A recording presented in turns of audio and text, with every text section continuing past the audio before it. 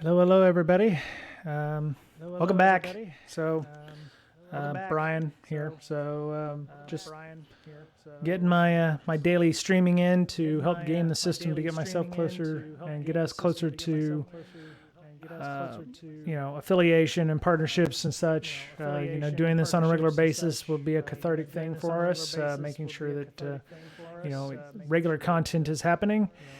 I've already been talking to a couple of folks about potential new information coming up. So, looking forward to seeing what comes of that. I think we're gonna try to do something this weekend as a fundraising effort for folks in Ukraine. Talking to my friend Joe Gray, we're going to do potentially some OSINT related items this weekend, and maybe do some fundraising for that. Looking forward to seeing what he comes out with. He's a very smart person. Taught me a lot about OSINT and how you can pretty much find anybody or anything on the internet. He had one idea about what he wanted to do, on the stream, and I was like, maybe if you've accidentally found something that was really, really bad, it might put you in the crosshairs of some people that maybe we don't want to do that to. And he was like, okay, yeah, we'll probably just, do some OSINT examples or something like that. And I was like, good idea. Cause he runs something called the Osintion, OSINTION, which is a class on how to do things like OSINT. You'll learn how to find potentially missing people.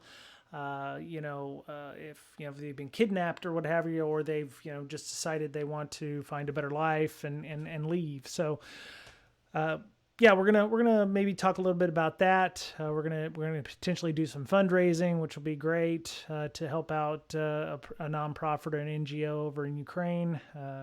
Again, I hear things are still a little awkward, but so today we're just for the next, 45 minutes or so here, I thought I'd just see what I can talk about.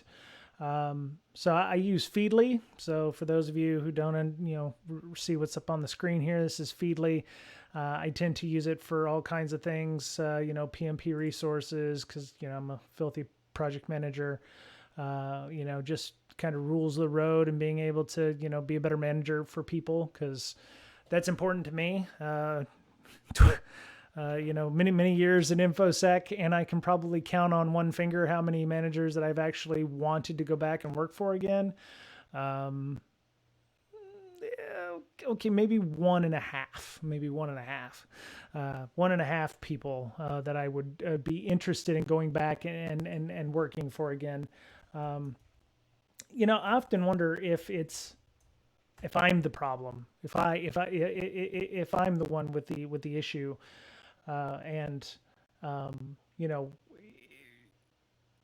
Do I have a problem where I'm either, has security jaded me to the point where I automatically think the worst in people, or am I, am I unmanageable? That kind of thing.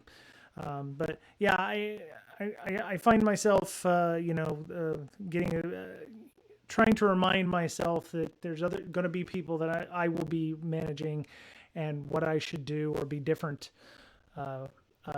do different in this case. A lot of my management skill currently is just making sure that my people have what they need to get done and then get the hell out of the way, which I don't like to hover, if at all possible, because I've been micromanaged before, and it's not fun. It's not fun. If you watched last night's video that I did for about 45 minutes, you will notice that I probably didn't take a breath the whole time. So one of the feedback I got from Scott and or Wimry was that take a breath once in a while. So that's what I'm doing. I'm actually still technically at work. The way things work here, this is studio, podcast, stream world. This is working world. So I'm answering some emails. I got into a conversation on Facebook with a friend of mine. His name is Derek, and Derek has ALS, and he's working on getting everything he needs to get himself ready for coping with the effects of this disease. This it, takes your body, and you're pretty much in a paralyzed state. So a lot of the technology that he's working with is stuff that I've never seen before. And he's talking wheelchairs. I mean, when I went down to San Diego, we went in December, but I also went in October because I wanted to see him, specifically. But we went down in December as well, and he has a powered chair, and he can get around, and he can still walk a little bit, but it's going to progressively deteriorate over time. And so he's been embracing a lot of various technologies. I think the most famous person with ALS, of course, other than Lou Gehrig, who created, it was Lou Gehrig's disease, but Dr. Stephen Hawking, Professor Hawking, had his chair, and his, he was still able to do some minor movement with a finger, but there's no guarantee that Derek is gonna be able to do the exact same stuff as Dr. Hawking. So he's got a chair, and he's going to get a computer, a tablet, if you will, very much like a Microsoft Surface. And the programs that run on it are things that are going to do like tracking his eyes. He's going to be, using his eyeballs to navigate the screen, and type things with his eyeballs, as he's moving around. So he's gonna look up and down and look at the various items there. So he was saying he had just reached out to myself and my other friend Ian, who I play Dungeons and Dragons with, and I've known for going on about 2 decades now. He said, where did he start out with? He said, want to pick your brain. And I love him. I love him because he asked us about being secure, because he's worried about his it's an $800 device. It's not super expensive, but for somebody who is this is a lifeline for him. It's going to screw up his life if somebody was to take it or to be able to log into it. So he asked the question, dang it, where is it? So I want to borrow your brains. I've got eye gaze device. That's the device that's going to, pretty much track his eye movements as he goes along the screen. Trying to figure out how to secure his device. Issue is the Windows needs a PIN to log in, and the eye tracker doesn't start until you're in Windows and the software auto runs. So pretty much he gets to a login screen, can't log in because the software doesn't work until after he logs in. So he's trying to find a way to make his software work for that, because he's like, I can't log in once my body becomes useless, because I won't be able to move my arms potentially, or my do things like do whatever. So I asked him if his his new device, his new laptop, has the ability to do a webcam for Windows Hello. So he could still look it in the face, and it would let him in. I don't know if it has that. Something else I also asked him about was third party. He asked also about third party software you can use after you're in Windows. What he wants to do is he wants to secure his files and be able to protect his stocks, whatever. I think he's got some crypto as well, so he's working on that. He, I asked him what his end goal was, if he's just trying to protect his PC. The problem, and the jaded me is asking, he's got software, they're building it for somebody who is more worried about being able to work inside their body than secure it. He wants it to, be his lifeline to the world and for his job and his work. But he also wants to be secure, which is great. I love it. I love that idea. I asked him to reach out to the company and see about what they would use, because I'd imagine that people who have ALS or have these user-assisted technologies often work in enterprise environments potentially. So how would they use this on their work machines and be able to do work? So, obviously, if you're using your eye gaze device instead of your hands to type with, that might be something that he would want to look into. So I also suggested YubiKeys because he doesn't want to use a Windows pin. He wants to disable the pin because, you can only, I believe you can make it as long as you want, but he wants something different other than the pin to be able to do that. So so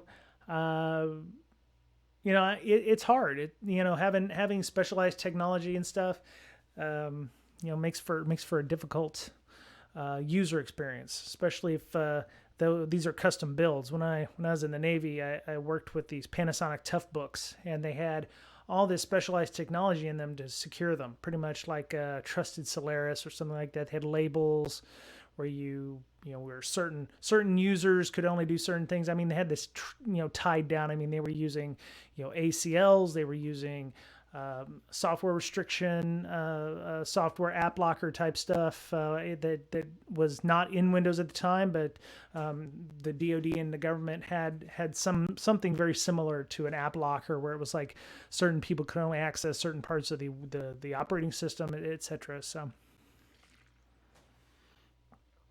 water break. And so I mean, I told him, I was like, maybe you don't want to be messing around with the registry and trying to, hack in some security items, because he did mention that it does sometimes get flaky. Yeah, he says, because if it got stolen, I'd have all my banking info, day trading email, etc. And, I mentioned the YubiKey stuff, because there are certain YubiKeys that will, be able to. Let me move this over to the other window here. So YubiKey is not a sponsor of the podcast, but I would suggest them in a heartbeat, because I have two of them. So this one here is a first gen. Like, I got it because I used to listen to Paul Security Weekly when it was Paul Security Weekly instead of Paul.com. And they had interviewed somebody on there back in 2012 about these little devices. You just plug into a USB. You do either a short press or long press to get a different value. This is one of the simplest ones, I think. I actually still use it to log into my work PC. And then, of course, this is the NFC chipped, version 5, I think, that has it'll do things like U2F and FIDO authentication. So, I mean, you've got these even come in a USB-C and a small form factor kind of thing, kind of like this, but in a USB-C format, where you just touch that and puts a value onto the screen. Can be used for federated logins and etc. So I suggested this, but of course he kindly reminded me that at some point his arms will not work or move up to where he'd be able to even plug in a USB stick, and I'm an idiot. So I realized that maybe YubiKey won't work. So I had suggested that maybe the Windows Hello stuff would be more likely to be used in this case, if somebody is needing that. I used it quite a bit. I actually used the fingerprint scanner on my laptop here because I had a Lenovo Yoga before, but the Face Hello camera on this i9 is not as good as the Yoga X1 Carbon that I had before. So it's really odd, but yeah. So you can use it for Active Directory managed accounts. Oh no, the YubiKey login does not support any of the following. So you can, let's see, this guide provides instructions configuring YubiKeys to work with Windows, right? Managing recovery codes, that's important. How many times have you got locked out of your GitHub and then needed your recovery codes that you didn't have or whatever?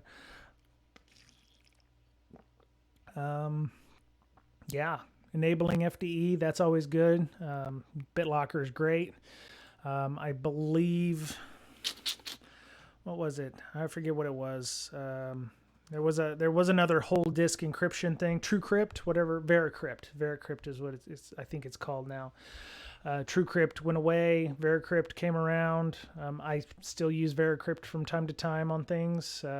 Allows you to help get around finding those items if you've and hiding information on your disk. I mean, it won't stop determined attackers, but it'll stop somebody who's maybe trying to get in and find your cryptocurrency or what have you. So requirements, end users and admins, they need to be compatible with those devices above. It will work on 8.1, Windows 10, and 11, so that's cool. I also do believe you can use, I want to say you can use Yubico on Linux logins as well.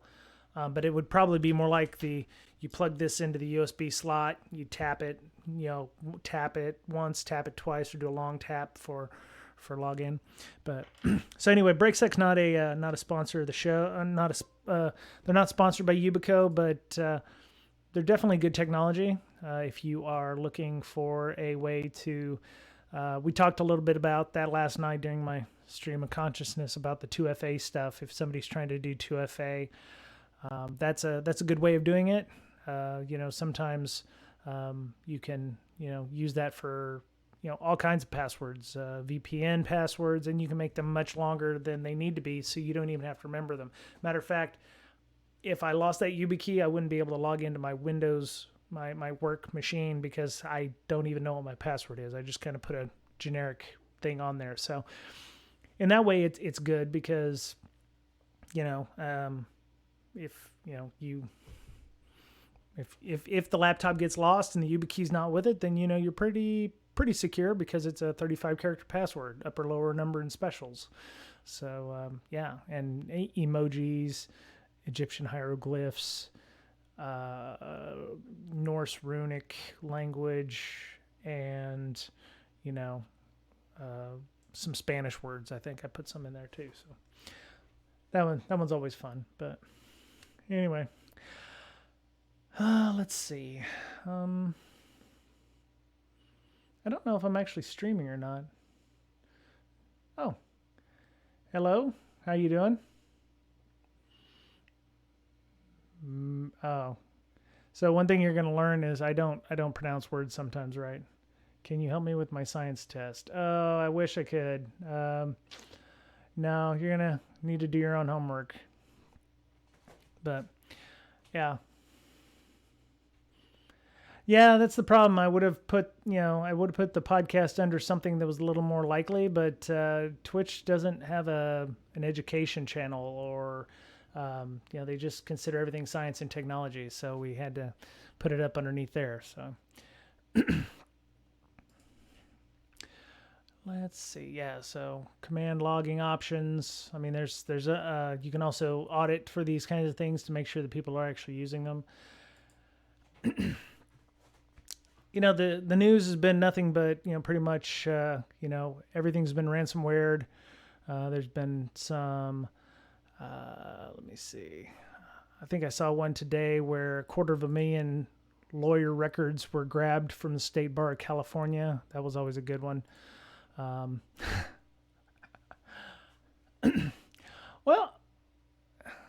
we are just chatting, so, trying to educate people. So what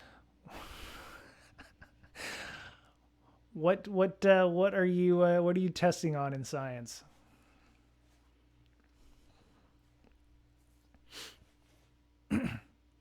Don't let the planet in the background fool you. I know it's just a background because I don't want you to see how awful my home office is, but I did find out. I did like the idea of Europe is working on, what was it? I saw they have figured out how to create more energy from fusion than they could take in. So they were measuring it in, I think it was the BBC that had reported on it, but it was enough to heat 63 teapots to boiling for water. And I was like, wow, that's an interesting measurement method. I've seen Library of Congresses. I've seen numbers of Rhode Islandses. Teapots is very English, so that made sense. Ultraviolet light waves enter Earth. They get, okay. Do you, is it a multiple? Is it multiple choice?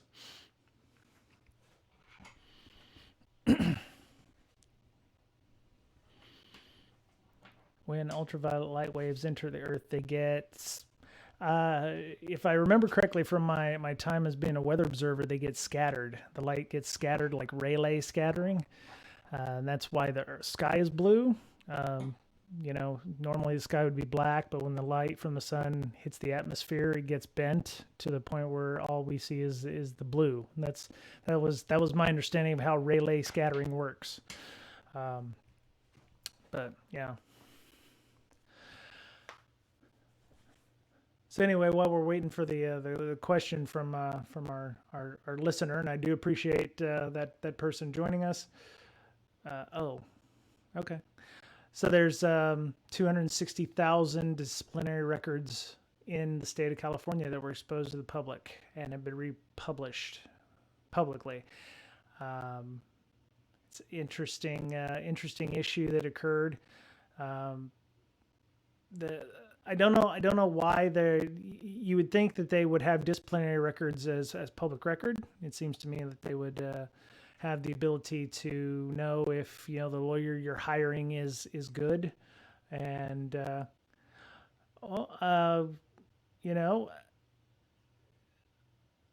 I am a security. Yes, I guess I am a security person. I mean, in terms of Google account securing, I would say the best thing you could probably do is enable two-factor auth. You've got your if you have that going on your phone, the other thing I would suggest is changing your password if you haven't ever changed it. I was talking a little bit about that just recently with the YubiKey stuff. Google does have a number of ways of securing your account. I'm not going to help you, figure out how to recover your account if you're asking that. But, the first thing I would say and the best thing I would say is you'd want to enable 2FA on your Google account. So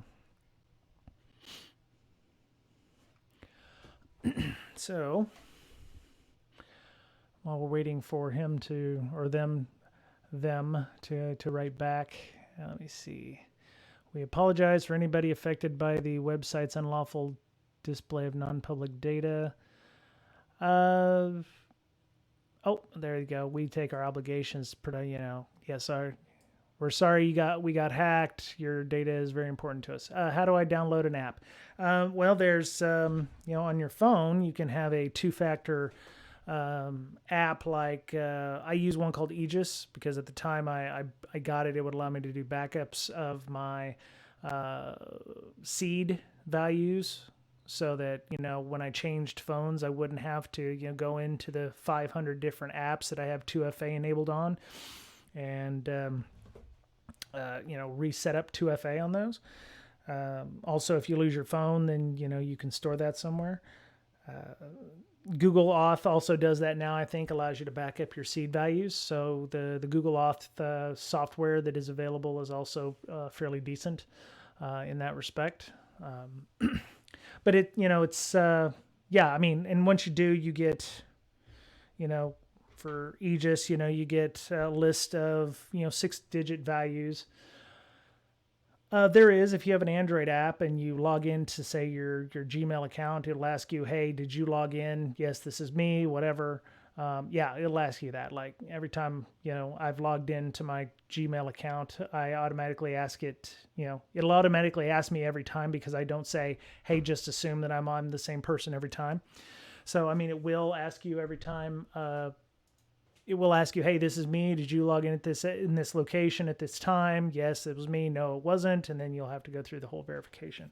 But that's different. That, that just makes sure that, hey, if you're sitting in Mountain View, California, you log in, and then 5 minutes later, somebody in New York City logs in as you. Obviously, you can't be in two places at once unless you're sharing an account. You can verify, yes, it was me in Mountain View, but no, it wasn't me in Brooklyn, New York, or what have you. Does that answer your question?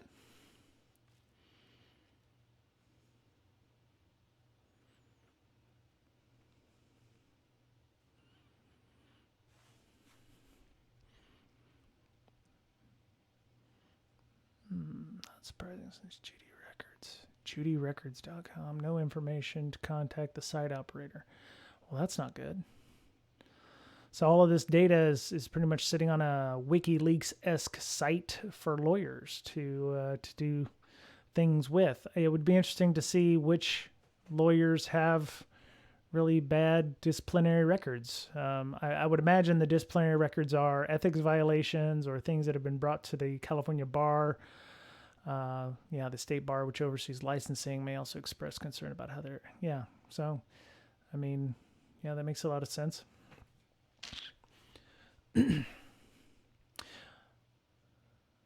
see. A series of updates posted to the website's info page. There's Judy Records, 100% free nationwide search engine, lets you instantly search hundreds of millions of court cases and lawsuits. Okay. Full text search in all United States patents from 76 to 2021, 7.9 million total. Judy Records was recently mentioned in this press release. After seeing this, bar disciplinary records have already been removed from the index. Oh, okay. So that's new. That's a new update. So they did, in fact, somebody did get in contact with them. So that's interesting.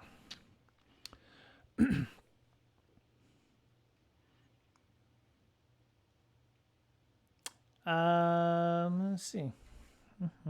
Google Authenticator App.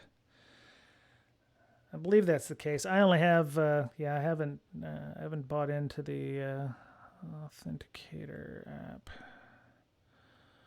And it's got a G on it. It kind of looks like it has a lock. So, yeah. I mean, that's what it looks like right there. Oh, boy. Okay.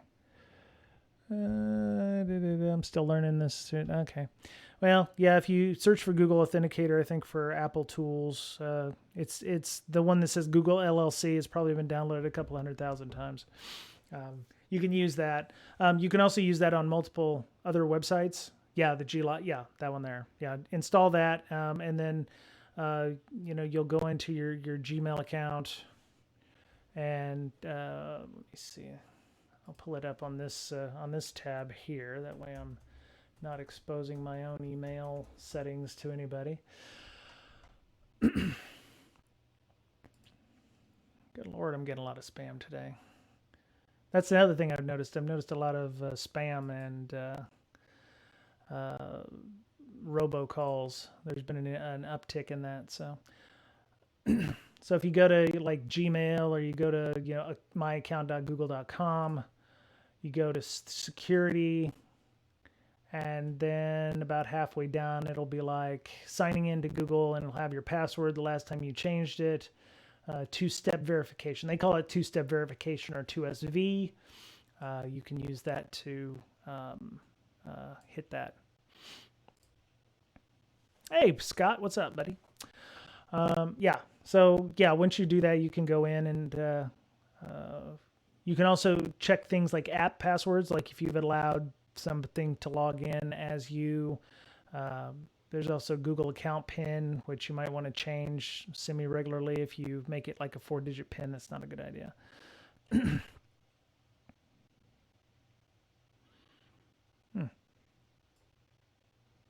Go into the Google Authenticator app. It says connect a Gmail to the app.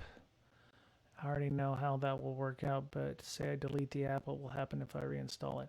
If you delete the app, the Google Authenticator app, and you have already tied some 2FA devices to it, if you haven't made a backup or exported the settings for the Google Authenticator app, you will lose those seeds, and you would lose the ability to, verify, using the 6-digit PIN. So you would just, usually there's a secondary way of getting in. It's like, oh, I've lost access to my phone. Send me this to my email, or send me an SMS text to the phone number on record, or what have you. So there would be alternate ways to do this. What really bugs me is like when you log into a financial website and they want you to set up 2FA, but they want you to use a specific Authenticator app because for some reason they think it's better. like Symantec's, 2FA app or something, and it will only work with Symantec 2FA because you have to set everything up. So anything that, like Google Authenticator will also work, or Aegis will also work with it. Aegis is another one like that. So, but yeah, you will lose your seed values if you don't export those out and save those. Ideally, what you would want to do is save them somewhere secure in a password locker, for instance, so like a file. It'll save them as like a JSON or an XML.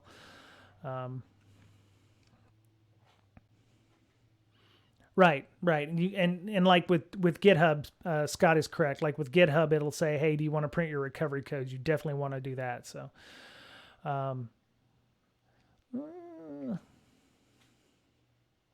I'm not sure. If I delete the app, it'll automatically disconnect the Gmail. Yeah, I don't know. I have had no reason to disconnect the Gmail. Before you actually delete the app, I would suggest, hello, give me that spice. Not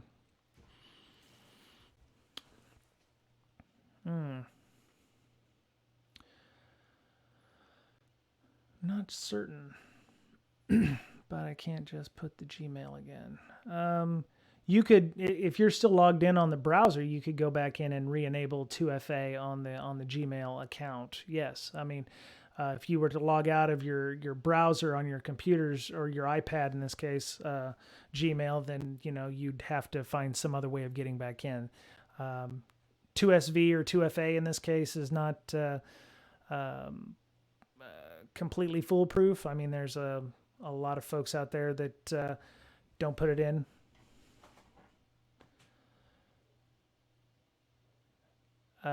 Give me that spice. Do you have your pronouns mixed up? Do I recommend try hack me, or do you recommend try hack me? Because either way, I would imagine yes, I do recommend try hack me. You can go and check that out, and it's free. So yeah, you can go check that out.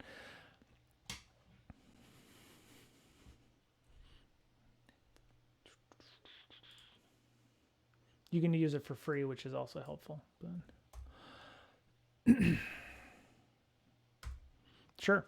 Yeah, just an aside, I think if you listened to yesterday's show, we were, me and AJ will be doing some stuff on the 8th, walking through the junior pen tester stuff. If you're interested in, following along with us on that, we'll try to, make sure that that's available for everybody as soon as we get done. So, yeah.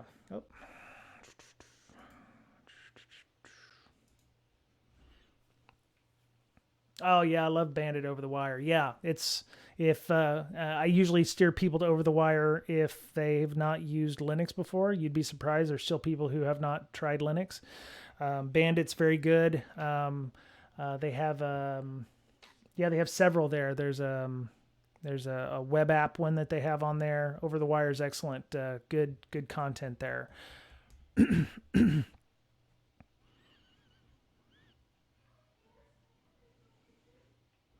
Well, if they know your account and they can get into your Gmail, then they could go in, disable the 2FA, change the password, change the recovery account, change your phone number, and then enable 2FA on their own account or on their own phone, and then you would be completely locked out for all intents and purposes.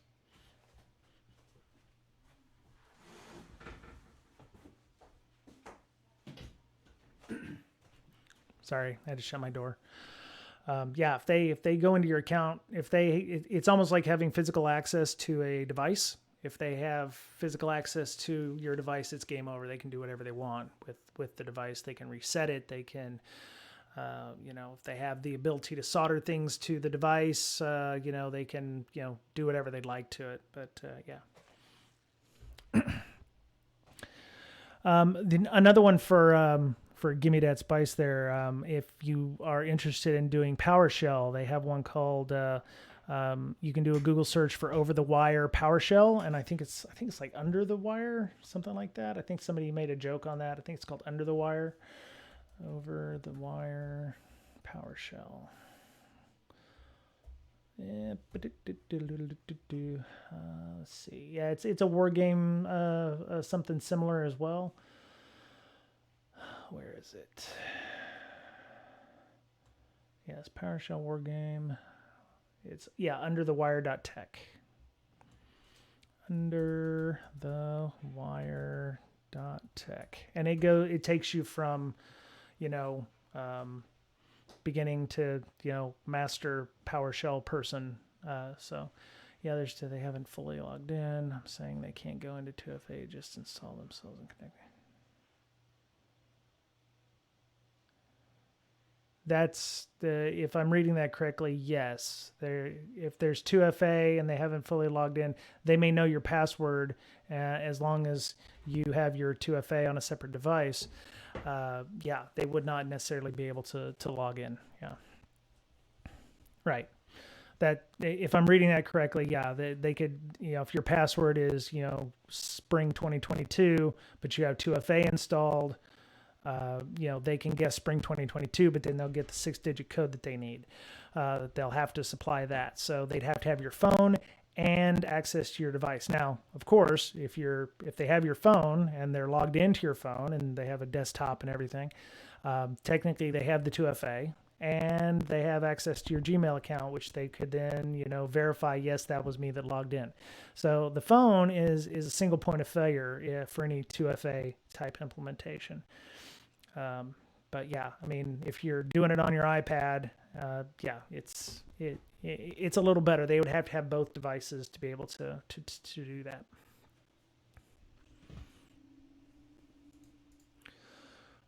I'd also like to remind people I know things about security, but those folks in InfoSec, we're not experts.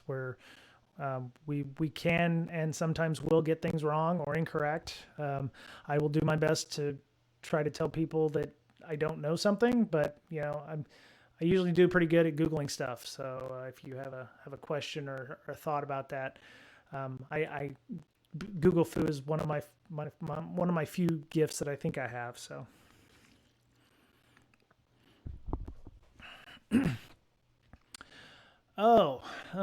Okay. So Windows PowerShell, we talked about it on the podcast a couple times. We actually had Mick Douglas, who's one of our friends, on. PowerShell is a scripting language created by Windows all the way back. I want to say it came out Windows XP, almost 2000. I think PowerShell. Let me see. PowerShell.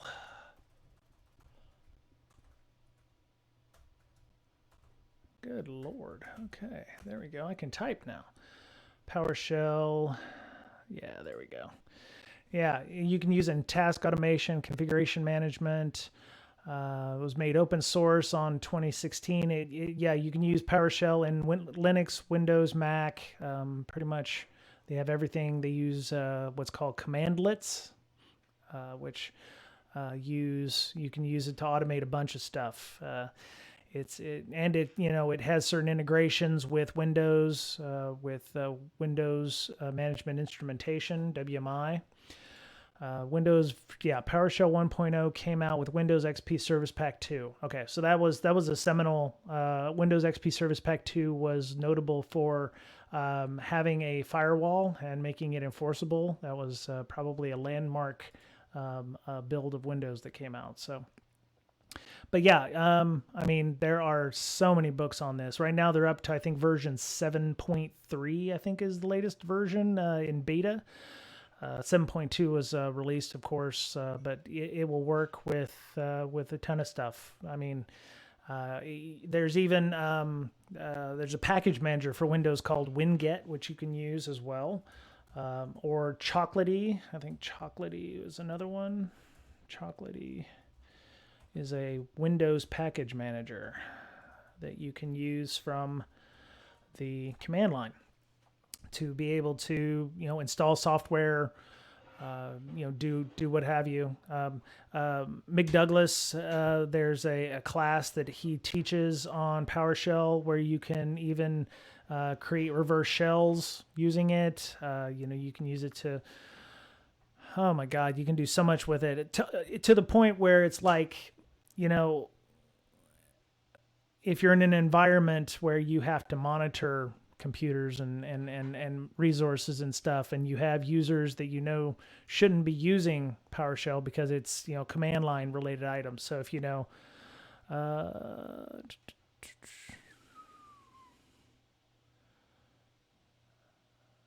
right, yeah, they would need your device. They could download Google Authenticator all day long.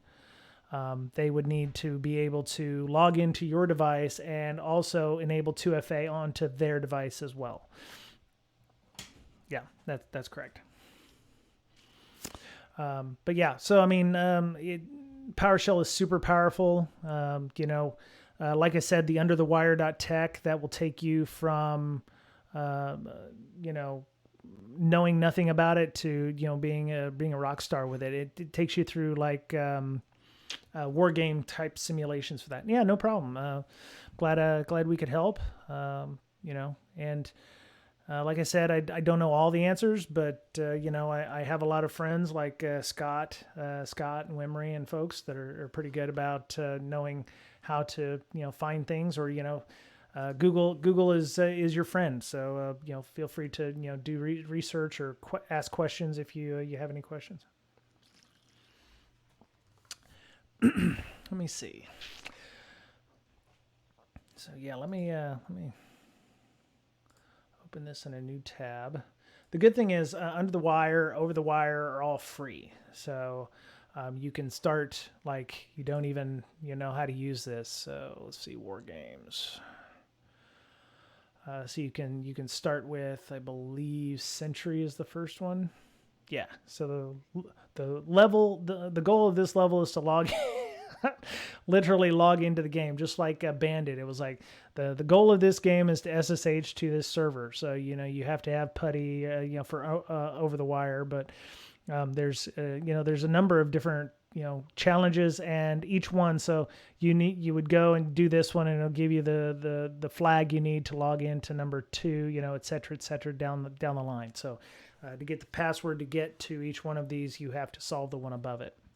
There are walkthroughs, but I mean, half the fun is let me see, Sentry walkthrough under the wire.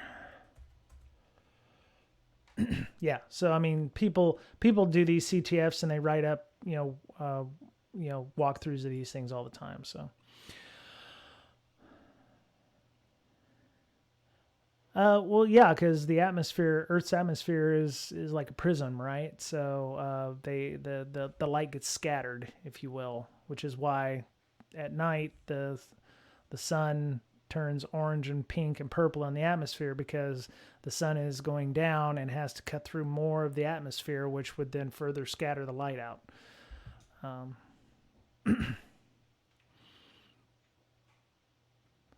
hope we're not doing your homework for you. I hope we're not doing your homework for you,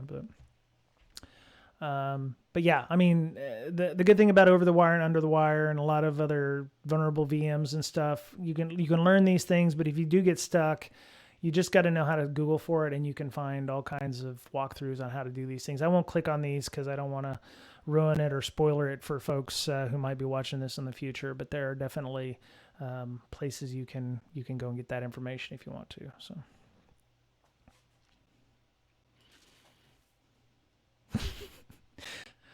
That's good. Yeah, no, it's all good. Of course, you could have, relay scattering. So yeah,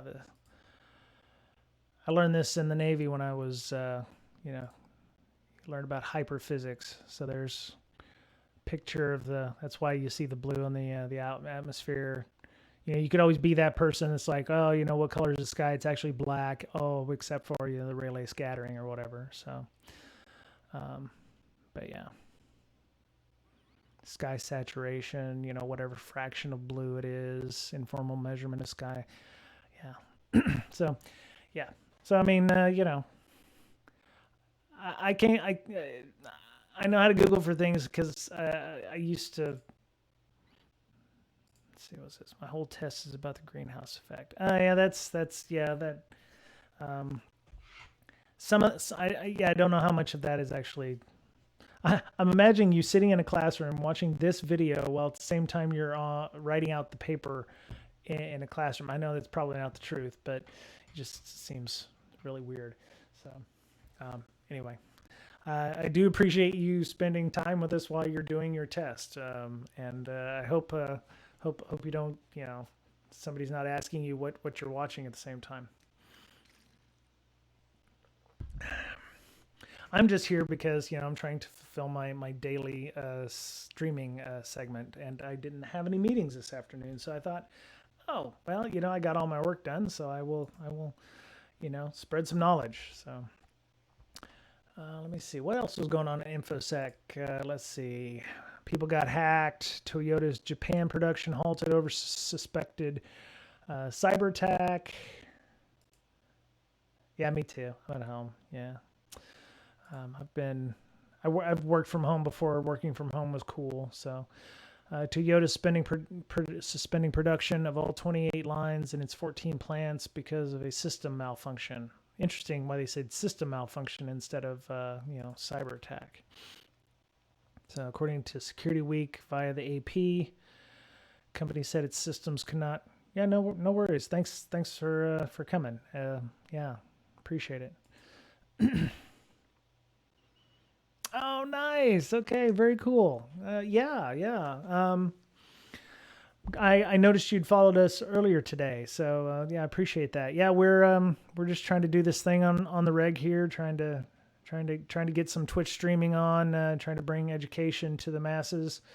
I have a feeling that people younger than 25 are no longer listening to audio podcasts, especially ones as awesome as BreakSec podcasts. So.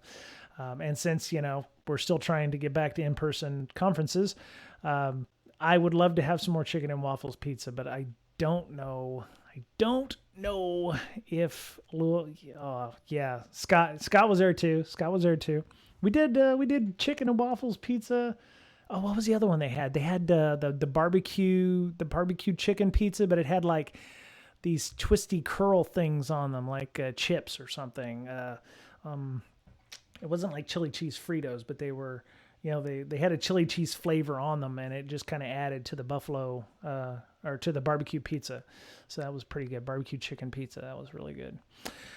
Yeah. Kojima supplies Toyota with many parts, including air conditioners, steering wheel components, and other parts. It was unclear when the problem might be fixed and production could resume. Whew. Yeah. Yeah, I miss that pizza. My gut doesn't miss that pizza though. I thankfully, you go into a food coma after you eat that stuff, man. I'm telling you, it's like huge, like Brooklyn style pizzas, and yeah, it's just ginormous. But I was actually looking that up the other day. I was like seeing if they were actually still open and had survived the pandemic, and yes, they did. Pizza that good, has to survive. It'll be right there with the roaches when nuclear winter occurs. So, I wonder about more attacks on various businesses just because they're there. It's like they're just striking out at whatever they can find on Shodan. Spinelli's, yes. Too good to fail. Damn right. I think we ordered, what was it, 2019, which is the last DerbyCon. So I think I ordered like 20 pizzas that day, and they had to have all 3 stores actually cooking up pizzas. Because I went, I didn't do the training this year, so I was there 2 days later than normal. So like the first day I showed up, I got off the plane, went to the hotel, checked in, like immediately went to Spinelli's. I think it was like 8 p.m. to talk to the guy on duty there making pizzas and stuff. And I said, hey, I've got an order. It needs to be there Saturday night. Just making sure that they could get 20 pizzas done, 20 large pizzas done, and delivered.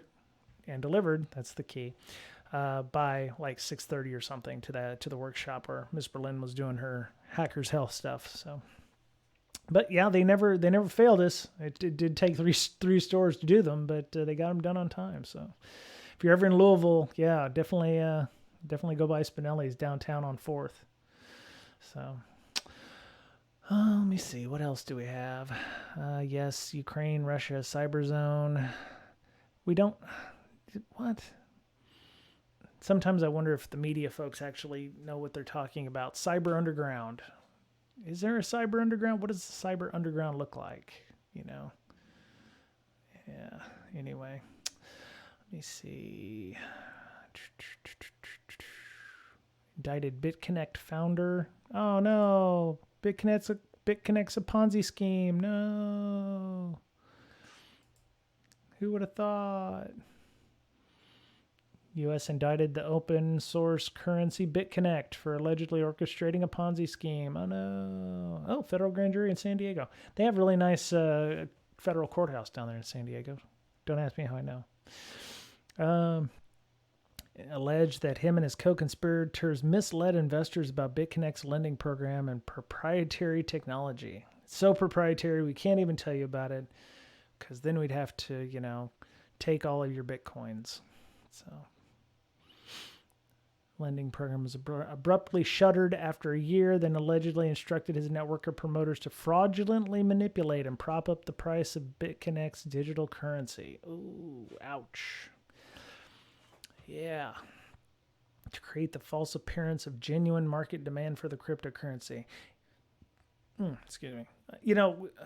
I don't want to say people are fraudulently manipulating NFTs, but I do see people propping up the prices of their NFTs by just creating other accounts and then selling them to each other back and forth. Can't help but think that there's some manipulation being involved there. Oh, good for them. Okay. That's my last work email today. I'm not against cryptocurrency. I still have some Ethereum. I have, I bought Dogecoin, when it was, I don't expect to ever get money back from that. But I do have some Ethereum. I bought it on PayPal because I thought, oh, well, it might be actually a legit platform where I can actually buy and use Ethereum. And so far I have yet to use it. But we do take it. So part of our tip jar, if you are interested, we can supply you with our PayPal account where you can send us some crypto if you actually want to do that. I won't stop you. I just don't know what I would do with it. But yeah, so anybody have any other questions, comments, concerns? Am I talking to myself? Oh no, there's actually 3 people on. Wow. Okay. Very cool. Latest bug bounty programs. Ooh, there you go. If you're doing bug bounties, let's see who's got some new bug bounties. Let's see. Payout news this month. Shram Kesavan. Oh, I apologize to the security researcher. 31333. Ooh, for the unsubscribe feature in Google Groups could be abused to kick members out without their knowledge or consent. Oh, wow. I could have literally removed Google employees from several official groups. Wow, dang. Oh, $250,000 bounty. Tree of Alpha found a vulnerability in Coinbase. Oh, I think I saw that one. Yeah, let's go look at that one.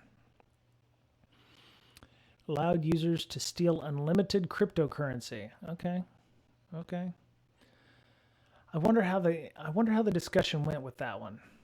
I wonder, he actually, or the person actually had to go through and do some of it. Like a user has 100 SHIB, second account has no Bitcoin, submits a market order to sell 100 Bitcoin, but manually edits the API request. Okay, so they pretty much, looks like hey, welcome back. Looks like they made an API call and then changed some of the inputs via Burp. Looks like they might have used Burp Suite or something like that, a web interception proxy to intercept the API call and make the change in the system.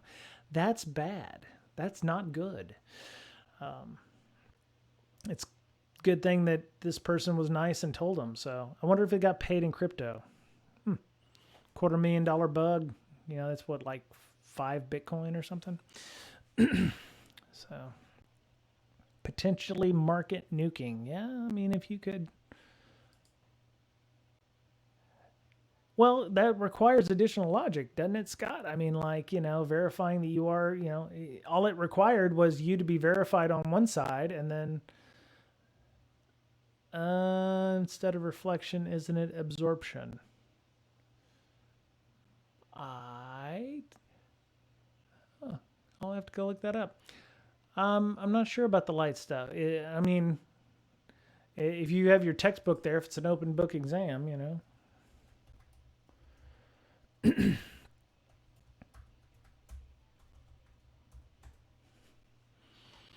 I should charge by the Google every time I, Google stuff. Oh, yeah. Starlight filters through planet's sodium-rich atmosphere, and then you get certain. Yeah, it could be. I won't lie. If it's a multiple choice, might wanna double check that before you do so. But oh crap, it's after 5 o'clock. I think I'm going to need to go because I need to go make dinner. So, yeah, if you modify the values of the transaction, it sounds like. No, yeah, Scott, to your point, yeah, I don't think that there was any kind of transaction verification there. If that person could take 100 crap, I'm not sure. I think we're probably having leftovers, but I think we've got some, vegetable stew or something. But yeah, I think if you modify the values of the transaction, yeah, if there's no controls in place to verify that you actually have Bitcoin to sell, and or have enough SHIB to cover the transfer, yeah, they're definitely somebody should have had that checked. So yeah, makes sense. But